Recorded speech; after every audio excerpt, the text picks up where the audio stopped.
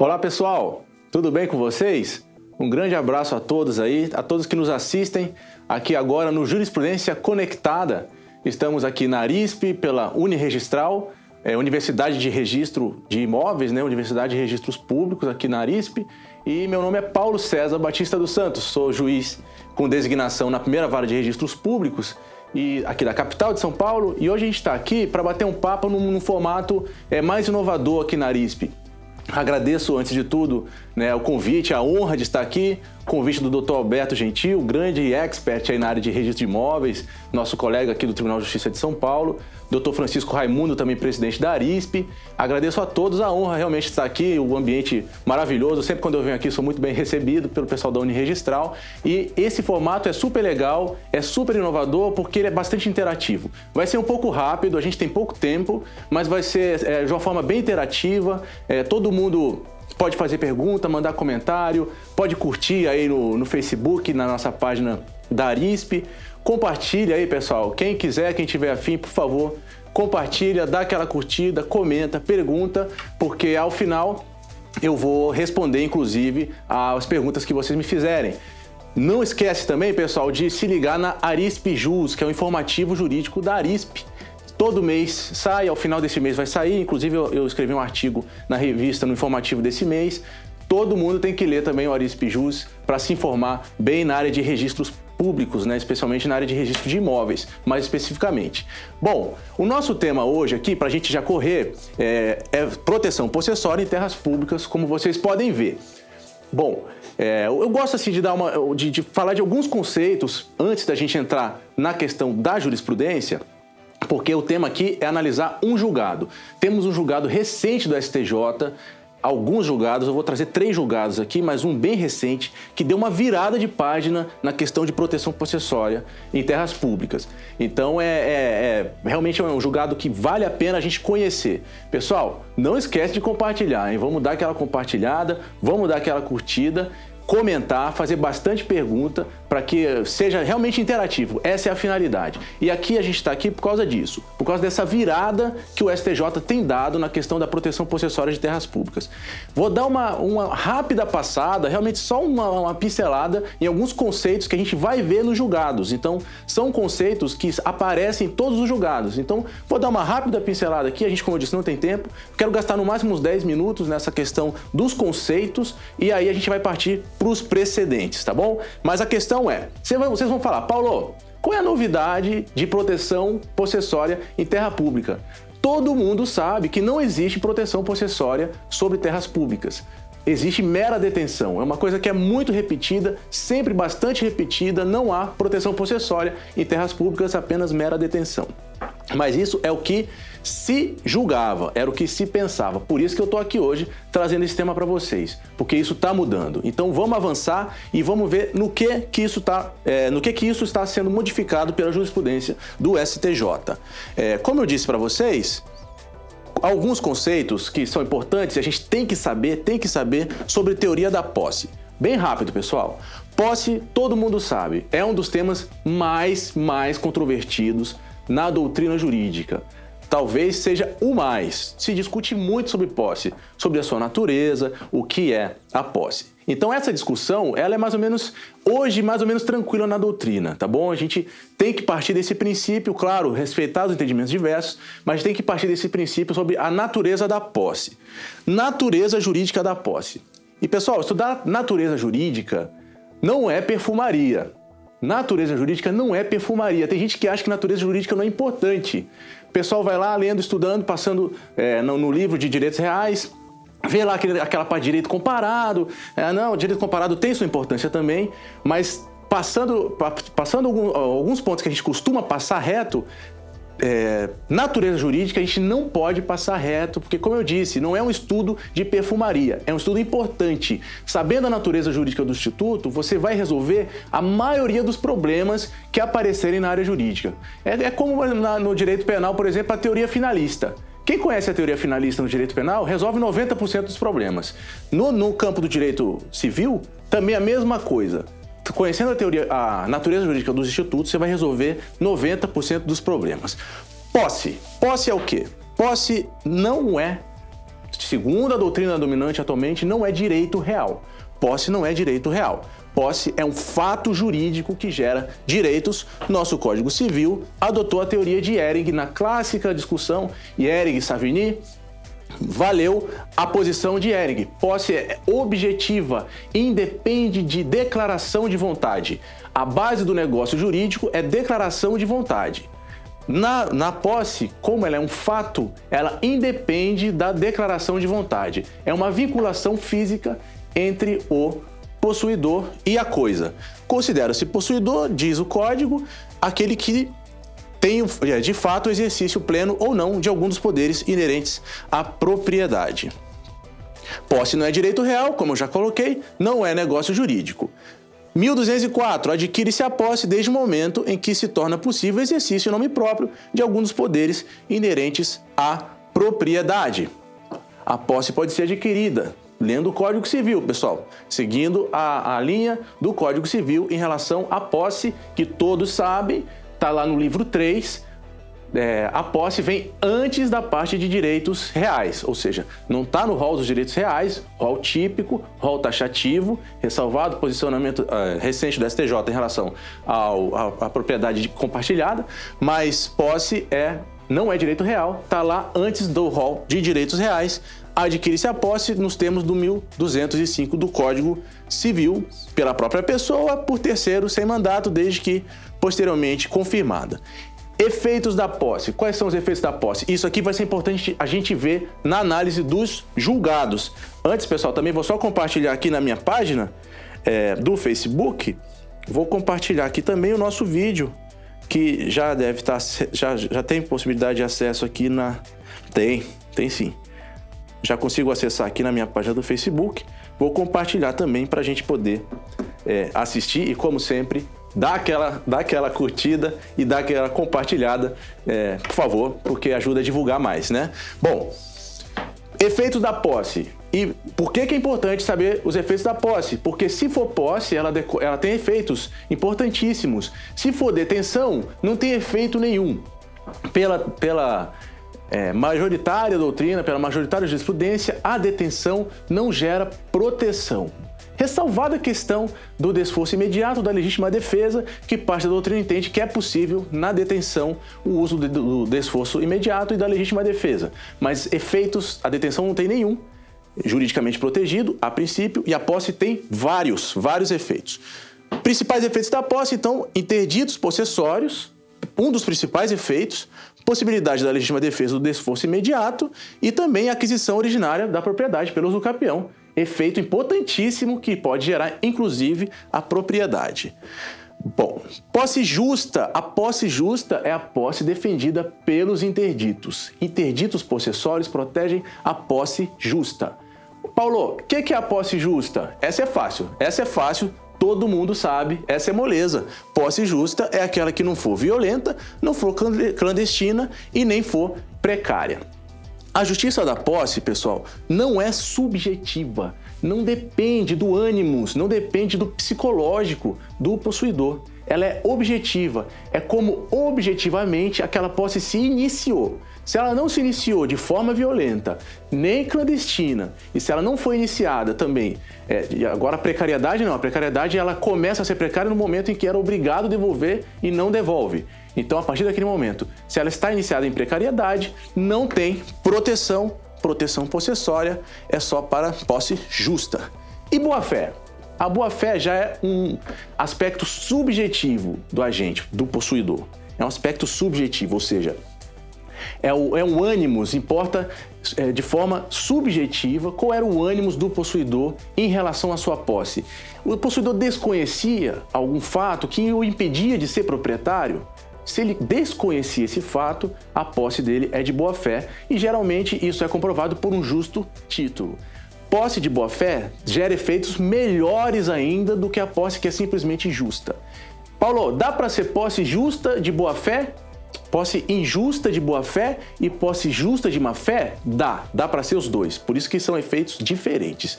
Então, a posse de boa-fé, ela gera efeitos melhores, ela é um upgrade, vamos dizer assim, na condição da posse, vai gerar, basicamente, direito a frutos percebidos, O possuidor também não responde por perda ou deterioração da coisa que não deu a ela causa, também gera direito à indenização pelas benfeitorias necessárias e úteis e direito de retenção, importantíssimo também. Numa ação possessória, o possuidor de boa-fé tem direito de retenção pelo valor delas. Delas quem? Das benfeitorias necessárias e úteis. Grande efeito da posse de boa-fé, redução do prazo da uso capião, que cai para 10 anos na uso capião ordinária, pelo caput do 1242. Posse de boa-fé tem grandes efeitos. Detenção. Detenção já é aquele outro aspecto. Detenção não é posse. Detenção, como fala o próprio artigo 1198, que o detentor ou fâmulo da posse é a mesma coisa. Detentor ou fâmulo da posse é aquele que, achando-se em relação de dependência para com o outro, conserva a posse em nome deste em cumprimento de ordens e instruções suas. Total subordinação da posição do detentor em relação ao real possuidor, que no caso vai ter, a princípio, uma posse indireta. Então, daí a importância da diferença de detenção para a posse. E agora que entra a discussão, falou? Vamos continuar, pessoal, fazendo aquela compartilhada, dando a curtida, e não se esqueçam, o pessoal sempre me lembra aqui, não se esqueçam também da Arisp Jus. Vamos lá, vamos ver, vamos acessar a Arisp Jus para que os senhores estejam sempre bem informados em relação aos informativos aqui da Arisp. Voltando aqui então à questão da detenção, estamos avançando já na detenção, que é uma situação, não é bem público ainda, Paulo. Detenção é uma situação de subordinação, existe uma subordinação entre o ocupante e o real possuidor. Caso clássico de detenção, todo mundo dá esse exemplo em qualquer lugar, é o famoso caseiro. O caseiro, ele não tem posse sobre a área que ele está lá trabalhando, cuidando. Ele é mero detentor, não há proteção ao detentor por interditos possessórios, como eu já falei. E entrando aqui nos conceitos finais, até porque meu tempo daqui a pouco já vai começar, eu já vou chegar no meu limite, pedindo para o relógio ali ficar sempre visível. Conceitos finais, porque a gente está tratando de bem público. Bem públicos, tirando a questão do direito administrativo, bem públicos, a gente está no Código Civil, rol dos bens públicos, que trata dos bens públicos de uso comum, de uso especial. Você encontra a conceituação deles no Código Civil. Além, claro, como eu falei, das normas de direito administrativo, os bens públicos de uso comum do povo e os de uso especial são inalienáveis, enquanto conservarem sua qualificação na forma que a lei determinar. Ou seja, para alienar bens públicos, só na forma da lei, muitas vezes até por licitação, como é o caso de alguns lugares.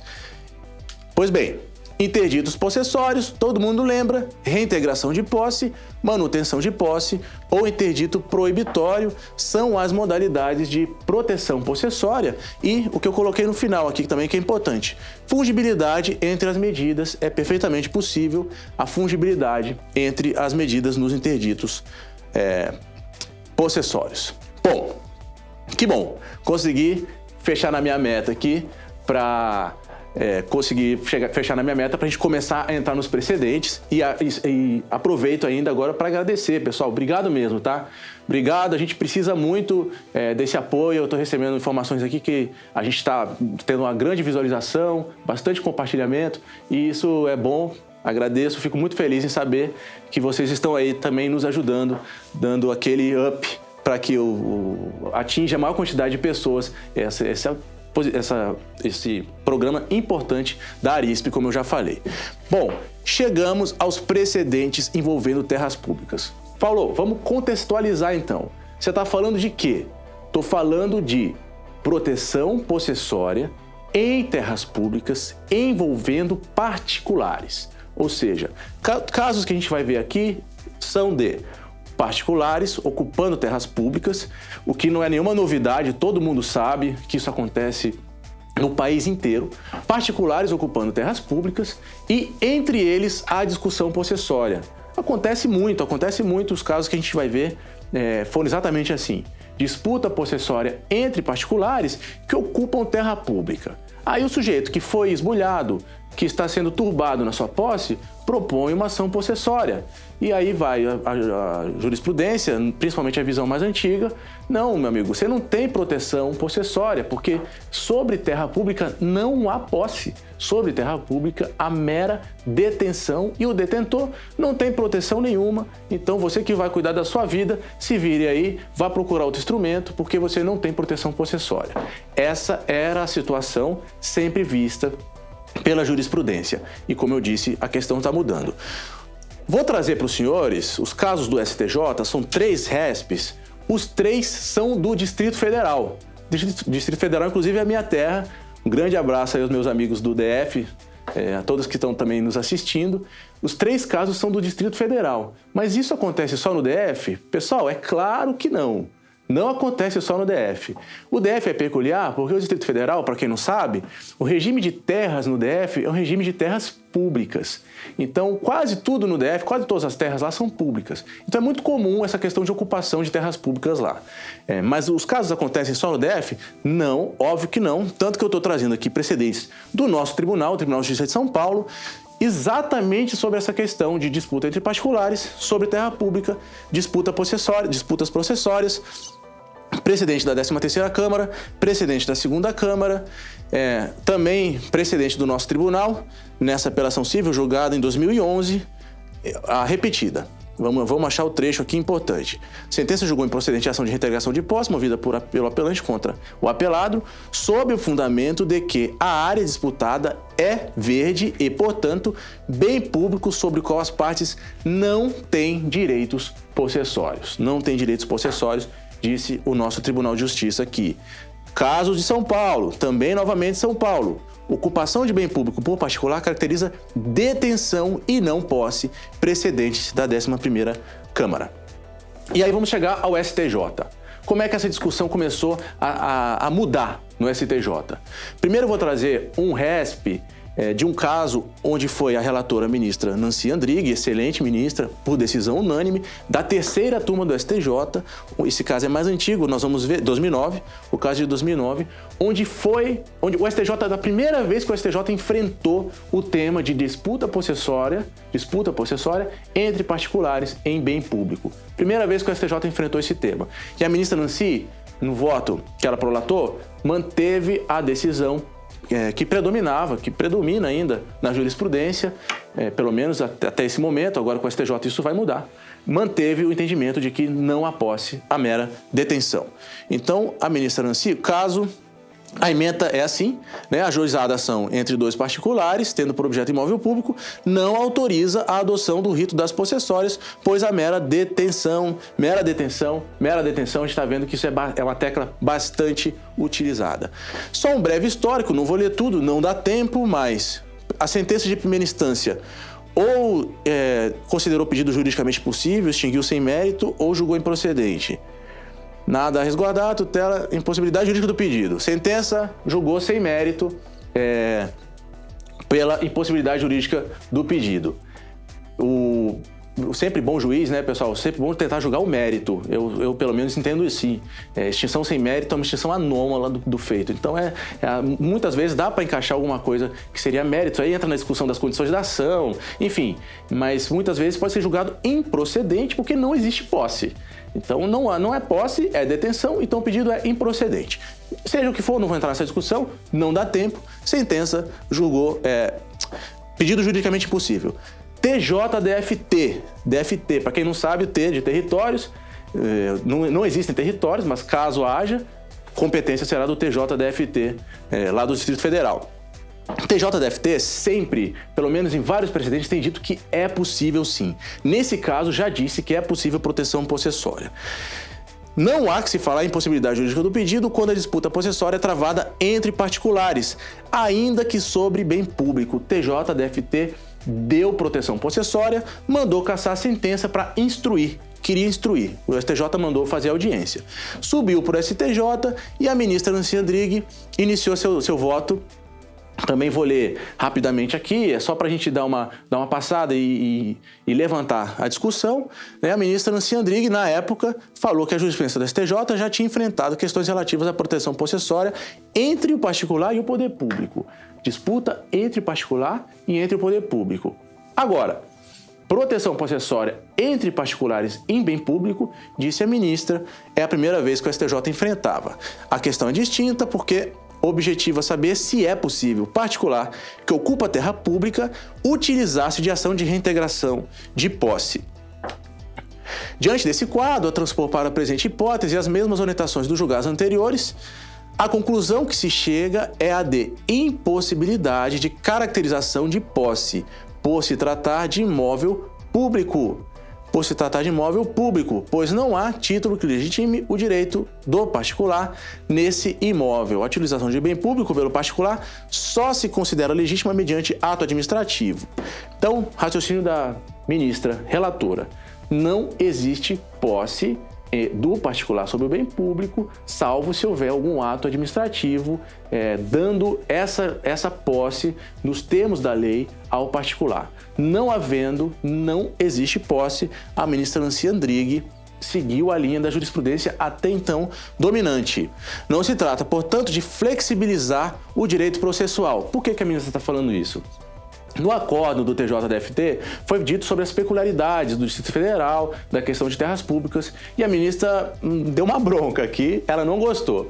A ministra não gostou, resolveu dar uma cutucada na corte local lá do DF, dizendo que não é por se flexibilizar o direito processual, nem utilizar o princípio da instrumentalidade, porque a peculiaridade da região geográfica do país não é suficiente para autorizar o abandono da aplicação das regras. E deixou no ar.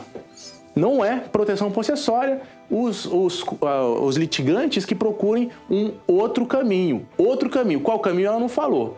Procurem um outro caminho. Possessória não dá. É isso que ela concluiu no voto dela.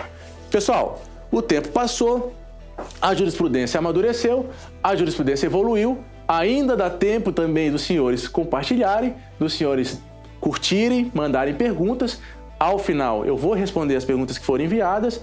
Agora aqui não dá, porque não dá tempo, né? Vocês estão vendo que a coisa é bem corrida, mas tem que ser assim, tem que ser curto. Mas compartilhem e não esqueçam de ler a Arispe Jus, porque é realmente... os senhores escolhem lá tudo que a gente fala aqui, muito mais aprofundado, os senhores escolhem muitas informações importantes na Arispe Jus. Terceira turma, mesma turma da ministra Andrighi, ela não compôs esse julgamento mais, porque esse julgamento já é de março de 2016, ministro Moura Ribeiro. Pessoal, aqui foi o ponto de virada, Aqui que começou a mudar. O STJ passou a entender que há sim a posse do particular sobre terra pública se ele estiver litigando com outro particular. E por que o ministro Moura Ribeiro chegou a essa conclusão? Nós vamos ver no voto. O ministro Moura Ribeiro esmiuçou o conceito de detenção. Ele enfrentou, ponto a ponto, os requisitos da detenção. E ele chegou à conclusão de que, analisando ponto a ponto a detenção, não bate com a situação de quem está lá na terra. Ele falou, se isso é detenção, se detenção conceitualmente é isso, não é isso que o sujeito está enfrentando nessa situação jurídica do sujeito que está lá. Não é detenção. Se não é detenção, então só pode ser posse. E aí o ministro, nessa votação unânime, ou seja, então a terceira turma, de forma unânime, decidiu que nessa discussão entre particulares é possível sim a discussão possessória. E a mudança é grande, né, pessoal? A mudança é grande, porque os senhores viram posse, discussão de posse, aí você pode entrar na discussão da justiça, se aquela posse é justa, você pode entrar na discussão da boa-fé, e aí se há boa-fé, nós podemos discutir retenção, nós podemos discutir indenização por benfeitorias úteis e necessárias. Uso capião não, tá fora, porque aí seria em face da administração, bens públicos são imprescritíveis. Mas a gente pode discutir questões que decorrem da proteção possessória entre os particulares. Então, assim, é uma diferença gigantesca entre você interpretar isso como posse ou como detenção. É isso que o STJ passou a falar de acordo com a ementa aqui. a ocupação de área pública sem autorização expressa e legítima do titular do domínio não pode ser confundida com mera detenção. Todas as letras o STJ falou, não é mera detenção. Aquele que invade terras públicas e nela constrói sua moradia, jamais exercerá posse em nome alheio. Não há entre o proprietário e quem assim possa ser qualificado como o que ostenta ius possidendi uma relação de dependência ou subordinação. Esse negócio da interatividade tem esses problemas, né? Celular tocando, vibrando no meio da aula. Pessoal, então vamos lá. Vamos partir para a conclusão na leitura aqui do histórico. Mesma coisa, a sentença disse que não é possível. O acordo do TJDF mantendo coerência, a corte local disse que é possível proteção possessória, e aí o ministro, em alguns trechos do voto, disse que não se desconhece a jurisprudência das cortes superiores no sentido de que a ocupação é mera detenção. É da essência do dispositivo, ou seja, do dispositivo que ele está falando aqui, é do dispositivo da detenção, é da essência do dispositivo, como se vê, que a posse seja exercida em nome de outrem que ostenta o ius possidendi ou ius possessionis, para que se possa admitir a relação de dependência. E aí ele começa a falar sobre o fâmulo, sobre a detenção. Ele coloca o conceito de Savigny, quando Savigny enfrentou a questão e não chegou à conclusão de que seria possível o animus, né? O animus na ocupação da posse. Savigny defendia o animus, mas ele diz que mesmo Savigny chegou à conclusão que há caso de posse sem ânimos. Fala da detenção. E aí o ministro conclui o seu voto dizendo, pessoal, que pelo conceito da detenção não há subordinação, não há nenhuma subordinação entre o particular e a administração. Não existe essa relação, então ele não se enquadra no fâmulo, não se enquadra no detentor, consequentemente, só pode ser posse, disse o STJ. Última questão, um julgamento muito recente, de 8 de novembro, o acordo não está nem publicado ainda, colhi as informações do informativo, agora é a quarta turma, pessoal, vocês viram que a terceira turma mudou o entendimento, quarta turma do STJ, em julgamento super recente, foi também na mesma posição. A sentença não deu proteção possessória aos particulares, TJDFT novamente, de forma coerente, sempre mantendo seu posicionamento, disse que era possível sim a proteção possessória nesse caso, subiu para o STJ e o ministro Salomão, que foi o relator desse caso, quarta turma, também no informativo os senhores conseguem colher os trechos do voto, que ainda não foi publicado, como eu disse, mas o ministro Salomão, e ele avançou, o ministro Salomão avançou nesse caso, porque ele começou a falar, inclusive, da questão social, da função social, aqui ó, só pegar esse último trechinho, em imóveis desse tipo, o particular exerce poder fático sobre o bem e lhe garante sua função social, podendo propor interditos possessórios contra terceiros. Então, o ministro... Era o último slide, o ministro relator ainda socializou a questão. Ele ainda vale a pena, quando for publicado a leitura, mas só do informativo a gente já consta que o ministro relator deu uma importância de função social àquele que empresta moradia, aquele que dá moradia ao local, à região. Bom, corri, dá uma respirada, tá na hora de acabar, infelizmente, por mim eu falava muito mais, mas é assim, horário é para ser cumprido, né? Toda vez que a gente vai falar, o horário é para ser cumprido. Pessoal, olha, agradeço demais aí a todos vocês que nos acompanharam, que compartilharam, agradeço novamente a Arispe, a toda a equipe técnica aqui que me ajudou bastante, espero encontrá-los novamente em outras oportunidades. Um grande abraço a todos vocês e... fiquem com Deus. Mandar aqui, o pessoal tá mandando... vou mandar um abraço aqui para minhas estagiárias, Elisa e Yuri, né? Devem ter mandado mensagem aí. E muito obrigado aí a todos. Um abraço por todos e obrigado pelo prestígio, tá? Tchau, pessoal. Até a próxima e fiquem com Deus.